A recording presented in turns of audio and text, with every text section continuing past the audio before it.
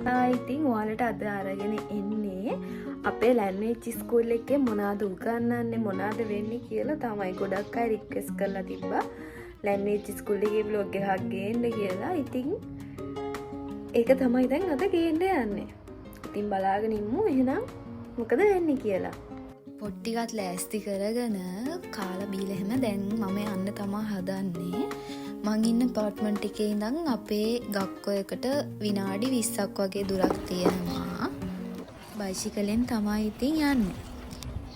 ඔන්න මම දැන් ගක්කො එකට ආවා. හැමදාම මම තමයි ඉතින් පළවෙනියට වෙන්නේ. ඊට පස්සේ තමයි අනිත් ළමයි එන්නේ.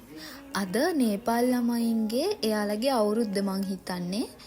එයාලගේ ලොකුම උමත්සුරි එක. ළමයි ආවට පස්සේ නම් ලකුණු කරලා දැන් අපේ ජුග්ගෝ පටන් ගන්න තමයි යන්නේ.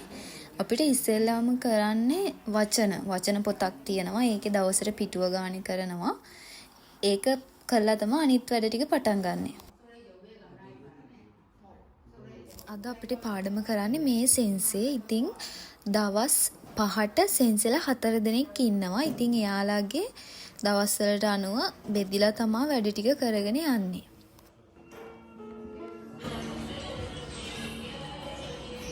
අපිට 12:35ට තමා ඉස්කෝලේ ඉවර වෙන්නේ. ඒ අතරතුරේ අපිට ඉන්ටර්වල් 3ක් හම්බෙනවා. මේ සෙන්සේ ඉන්න දවසට අපිට අවසානට කරන්නේ ලිසනින් එක. දැන් ඉතින් JLPTත් ළඟ එන නිසා ඒවත් ફોකස් කරලා තමයි වැඩ කරගෙන යන්නේ. මේ ඉන්නේ මගේ වියට්නාම් යාළුවෙක්.